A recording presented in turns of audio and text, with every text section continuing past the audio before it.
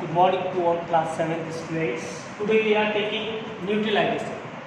इससे previous section के अंदर हमने इंडिकेटर्स टॉपिक कर लिया था, जिसके अंदर लाइकेन, टर्मेरिक और चाइना रोज का एसिड और बेस के ऊपर क्या क्या डिफरेंस होता है, वो किस तरीके से अफेक्ट होता है, वो डिस्कस किया था। इस वीडियो लेक्चर में हम chapter 5 acid base and salt का नेक्स्ट टॉपिक न्यूट्रलाइजेशन डिस्कस करने जा रहे हैं। What is neutralization? Reaction between what? Reaction between acid and base to form salt and water, such reaction is called neutralization. Okay, तो very simple, जब किसी acid को base से रिएक्ट करवाएंगे तो क्या बनेगा? ऑब्वियसली सर उसके अंदर सॉल्ट बनेगा और वाटर बनेगा। जब भी कोई भी एसिड हो उससे बेस से रिएक्ट आप करवाते हैं तो बनता क्या है? Salt and water. इस चीज का विशेष ध्यान रखें। इस रिएक्शन में वापस शब्दों में आपने लिख दी है, acid react with base to form salt and water. I think ये आपको क्लियर हो गया। एक एग्जांपल ले लेते हैं, हाइड्रोक्लोरिक एसिड। हाइड्रोक्लोरिक एसिड के अंदर आप ध्यान रखेंगे कि हाइड्रोक्लोरिक एसिड का फॉर्मूला क्या होता है? HCl। क्या फॉर्मूला होता है? HCl फॉर्मूला होता है। और जब भी HCl को NaOH सोडियम हाइड्रोक्साइड से रिएक्शन करवाएंगे तो क्या होगा? डेफिनेटली सॉल्ट बनेगा और सॉल्ट का नाम क्या होगा? Sodium chloride. सॉल्ट का नाम होगा सोडियम क्लोराइड और साथ में क्या बनेगा? साथ में बनेगा वाटर। तो ये रिएक्शन होगी। ये एक एग्जांपल हो गया न्यूट्रलाइजेशन रिएक्शन। इसका एग्जांपल हो गया न्यूट्रलाइजेशन रिएक्शन का एक एग्जांपल हो गया। इस तरीके से और भी एग्जांपल आप ले सकते हो। सल्फ्यूरिक एसिड को NaOH से रिएक्शन करवा सकते हो, और भी बहुत सारे एग्जांपल, लेकिन आपकी बुक में ये दे रखा था, आप इसको जरूर याद करें। सो क्लियर हो गया। वापस से देखते हैं, whenever an acid is react with base to form salt and water, such reaction called neutralization. Example, HCl plus NaOH to form NaCl plus water. ये इसका न्यूट्रलाइजेशन का एग्जांपल हो गया। 3 नंबर का क्वेश्चन आता है, what is neutralization, explain with example. अब हम आगे चलते हैं। एक्सपेरिमेंट ऑफ न्यूट्रलाइजेशन, आपकी बुक में एक्सपेरिमेंट दे रखा है। देखिए 1 बाय 1 करते हैं इसको। First we take HCl in a test tube. सबसे पहले हमने टेस्ट ट्यूब के अंदर क्या लिया? एसिड लिया। ओके, सबसे पहले टेस्ट ट्यूब के अंदर हमने क्या लिया? एसिड लिया। उसके बाद जैसा कि आप देख रहे हो, ये कलरलेस है, कलरलेस, अभी कोई भी कलर नहीं है इसमें। Okay, it is colourless. Acid का कोई कलर नहीं है। Okay, now we add a phenolphthalein. Phenolphthalein जो क्या है? एक इंडिकेटर। फिनोल फथैलीन क्या है? एक इंडिकेटर है। आपको बताया था मैंने प्रीवियस वीडियो लेक्चर के अंदर कि there are 2 type of indicator. One is natural indicator, जिसमें अपने एग्जांपल लिया था litmus, China rose, turmeric. And the second type of indicator is synthetic, artificial indicator. Phenolphthalein is a synthetic indicator. इसको हमने test tube में add किया। अभी तक कोई कलर नहीं है, कलरलेस, कलर फ्यू ड्रॉप। हमने 4 से 5 ड्रॉप जो है वो फिनोल फथैलीन की इस टेस्ट ट्यूब के अंदर, जिसमें पहले से क्या था? HCl, पहले से एसिड था और हमने क्या मिक्स किया उसमें?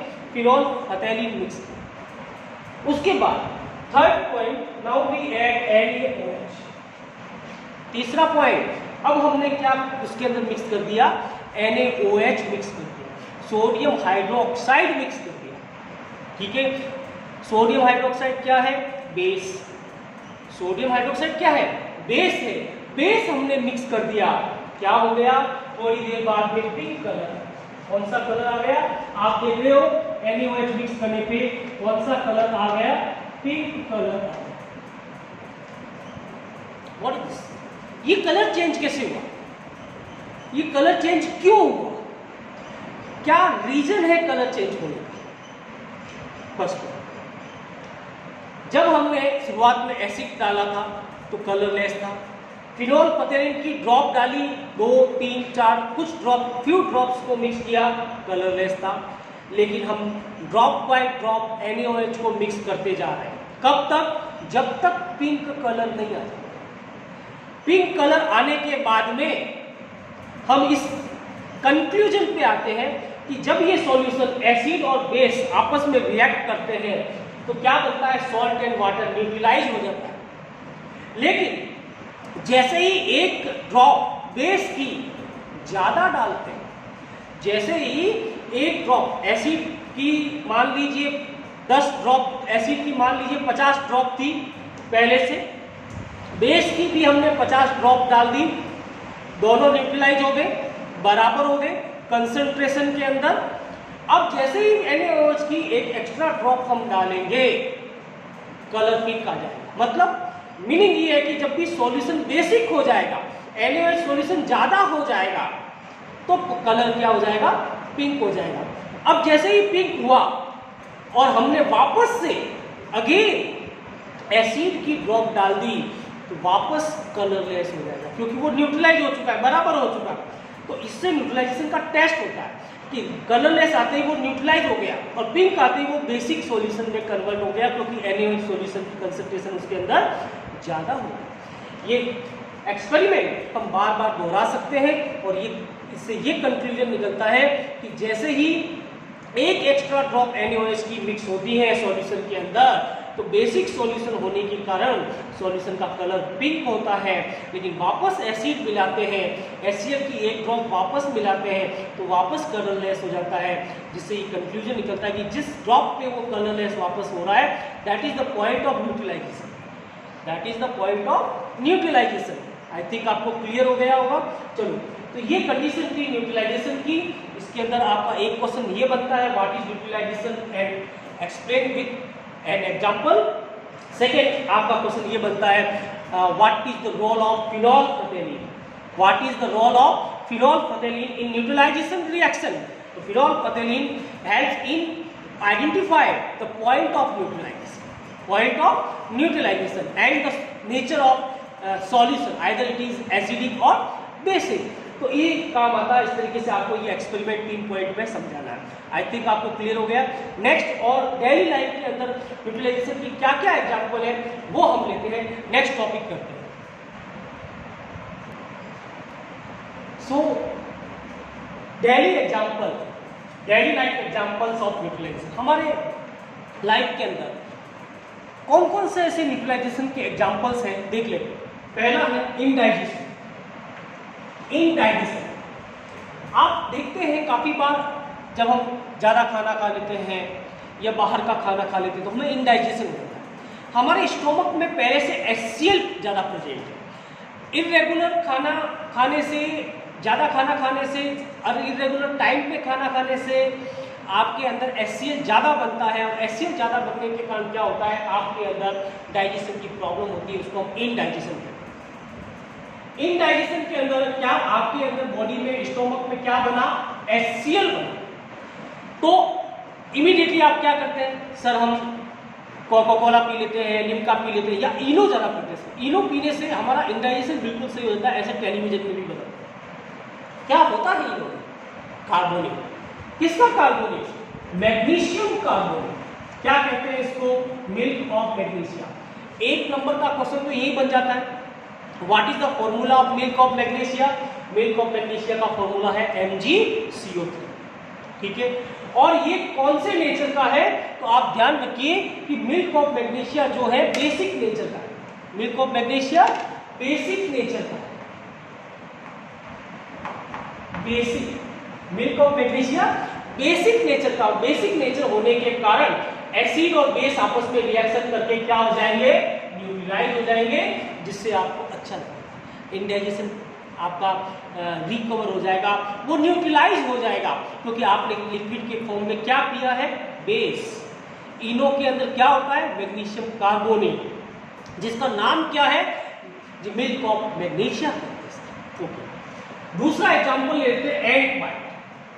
एंट बाइट एग्जांपल लेते हैं। जब भी चींटियां काटती हैं आपको जलन, स्किन के अंदर एक तरह की सी जलन महसूस होती है। क्यों? क्योंकि एंट के अंदर क्या प्रेजेंट होता है, एंट के अंदर फॉर्मिक एसिड, जो एसिडिक, एंट के अंदर फॉर्मिक एसिड प्रेजेंट होता है, जो एक क्या है, जो एसिडिक है। तो इमीडिएटली आपको आपके किचन के अंदर बेकिंग सोडा होता है, बेकिंग सोडा लगा दीजिए उस जहां चींटी काटी है, आपको रिलैक्स महसूस होगा, जलन धीरे धीरे कम हो जाएगी। क्यों? क्योंकि एसिड के साथ जब भी बेस रिएक्शन करता है, sodium bicarbonate, baking soda NaHCO3, जब भी बेस, जो कि बेस है, एसिड के साथ रिएक्ट करेगा तो क्या हो जाएगा, न्यूट्रलाइज। बिल्कुल इजी सॉल्यूशन, आपके घर के अंदर सॉल्यूशन है। तो ये ध्यान रखिए, जब भी मधुमक्खी काटती है या कोई एंट काटती है, इमीडिएटली किचन में जाइए, बेकिंग सोडा लीजिए और बेकिंग सोडा को हल्का सा पेस्ट बना के जहां काटा है वहां लगा दीजिए, इमीडिएटली ठीक है। This is the neutralization reaction. तीसरा एग्जांपल ले लेते हैं, सॉइल ट्रीटमेंट।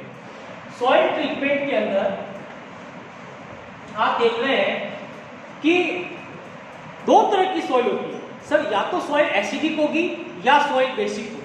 अगर सॉइल एसिडिक होती है तो क्या होगा सर, हमें बेस मिलाना चाहिए, और अगर सॉइल बेसिक होती है तो क्या होगा सर, हमें एसिड मिलाना चाहिए ताकि उस सॉइल की एसिडिक या बेसिक को न्यूट्रलाइज किया जा सके। तो अगर एसिडिक है तो आप क्या मिलाओगे, CaCO3 या फिर CaOH होल ट्वाइस। क्या है ये? CaCO3 जिनको लाइम स्टोन कहते हैं और क्विक लाइम भी कहते हैं। नोट कीजिए, एक नंबर का question, what is quick lime? CaCO3। CaOH whole twice calcium hydroxide, जिसको स्लैब्ड लाइम भी कहते हैं, ये भी एक नंबर का क्वेश्चन बनता है आपका। तो या आप क्या कर रहे हो, अगर सॉइल एसिडिक है तो उसमें क्या मिक्स कर रहे हो, बेस। अगर सॉइल एसिडिक है तो आप उसमें क्या मिक्स कर रहे हो, बेस मिक्स कर रहे हो, और बेस मिक्स करने से क्या हो जाएगा, न्यूट्रलाइज। क्या हो जाएगा, सॉइल न्यूट्रलाइज हो जाएगी। आपकी प्रॉब्लम जो है सॉइल की वो खत्म हो जाएगी, क्योंकि एसिडिक होने से हो सकता है प्लांट ग्रो ना करे, लेकिन न्यूट्रलाइज होने से प्लांट ग्रो कर सकता है। अगर सॉइल बेसिक हो तो क्या करें, आप उसके अंदर ऑर्गेनिक मैटर मिला दें। मतलब सर, आप वर्मी कंपोस्ट खाद, जिसको हम कहते हैं खाद, मिला दीजिए, है ना, क्योंकि वो क्या ऑर्गेनिक मैटर क्या रिलीज करेगा, ऑर्गेनिक मैटर एसिड रिलीज करेगा। कैसे सर, डिकम्पोजिशन रिएक्शन के द्वारा एसिड रिलीज करेगा। एसिड रिलीज करेगा, बेसिक और नेचर जो सॉइल का है उसके अंदर ऑर्गेनिक मैटर मिलाएंगे, वो एसिड रिलीज करेगा, दोनों रिएक्शन करेंगे, और रिएक्शन करने से क्या हो जाएगा, सॉइल न्यूट्रलाइज हो जाएगा। सॉइल न्यूट्रलाइज, सॉल्यूशन हो गया, ये भी क्लियर हो गया। ये क्वेश्चन आएगा, आपको आंसर इसी तरीके से देना है। Factory waste, 4th number example आपकी बुक का, फैक्ट्री वेस्ट। फैक्ट्री से जो वेस्ट निकलता है वो किस नेचर का होता है, एसिडिक नेचर। क्या करें, वो पानी के अंदर जा रहा है, उसको वाटर रिसोर्सेज में डाला जा रहा है, तो फैक्ट्री वालों को क्या करना चाहिए, वाटर रिसोर्सेज में डालने से पहले फिल्टर, और फिल्टर के बाद में उसमें क्या मिला देना चाहिए, उसके अंदर बेसिक सब्सटेंस मिला देने चाहिए, और बेसिक सब्सटेंस अगर उसके अंदर मिलाते हैं तो वो क्या हो जाएगा, वो न्यूट्रलाइज हो जाएगा, वो न्यूट्रलाइज हो जाएगा। तो आपने देखा आज के लेक्चर में कि डेली लाइफ के अंदर कौन कौन से न्यूट्रलाइजेशन के एग्जाम्पल है, ये सारे आपको याद करने हैं। इसमें 1 नंबर का क्वेश्चन या ऐसे पूछा जा सकता है, what you prefer when the ant bite and you feel irritation and itching or sensation in your skin. The answer is we use baking soda, because by rubbing the baking soda the ant bite sensation becomes neutralized. Okay, इस तरीके से आपके ये question बन सकते हैं। तो आज आपका ये चैप्टर 5 कंप्लीट हो चुका है, एसिड बेस एंड सॉल्ट ये कंप्लीट हो चुका है। कल के वीडियो लेक्चर में, नेक्स्ट वीडियो लेक्चर में मैं क्वेश्चन आंसर का वीडियो लेक्चर डालूंगा, जिसमें आपके एक्सरसाइज के क्वेश्चन आंसर डिस्कस करेंगे, और साथ में कुछ असाइनमेंट क्वेश्चन दूंगा, वो आपको होमवर्क के अंदर करना है। So good day students, best of luck. आप अच्छे रहें, स्वस्थ रहें, फिट रहें, घर से पढ़ते रहें, और रेगुलर अपने टाइम टेबल को फॉलो करते रहें। Good day to all.